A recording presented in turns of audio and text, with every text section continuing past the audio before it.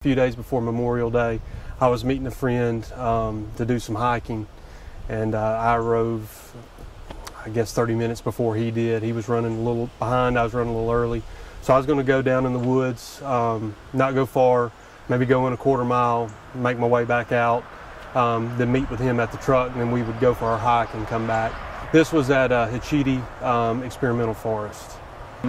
It was on my way back when I first encountered the coyote. I had crossed a creek that's at the bottom of the hill, about 100 yards from the road. And on my way back to the truck, I heard something moving in the woods. So when I first saw the coyote, I thought, this isn't good. This is not something that coyotes usually do. This is not typical of their behavior. So I clapped at it, I yelled at it, I told it to, get on. It was unresponsive. I thought maybe this coyote's just used to people. That's not typical, but it's not impossible. So I decided, well, I got to get back to the truck and get around this guy. So I decided to make a really wide path around the coyote, give him plenty of space. I wanted to maintain eye contact with it. I never wanted to turn my back on it.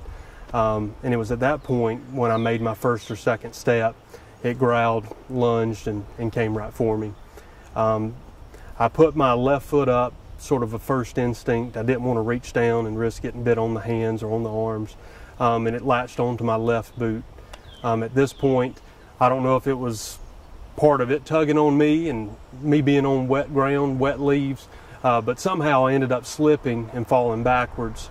And at this point, the coyote let go of my left boot and started to work its way up and bit me on the shin. That's when it actually tore my pants and broke my skin. I was able to kick the coyote with my right foot and somehow get it pinned between my leg and my right foot. I had its neck pinned, and I was able at that point to get my knife out of my pocket, and I stabbed it once between the shoulders on the back.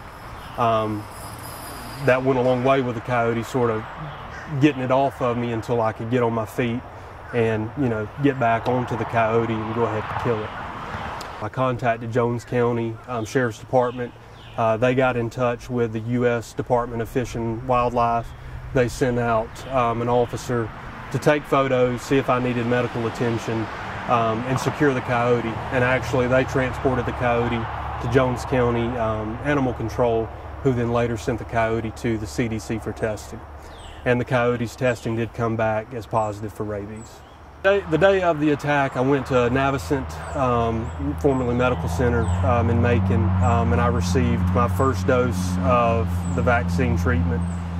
Rabies vaccines come as a 4-part series. You typically get it on day 1, day 3, day 7, and day 14. I have one more shot left to go, and then I'll be finished.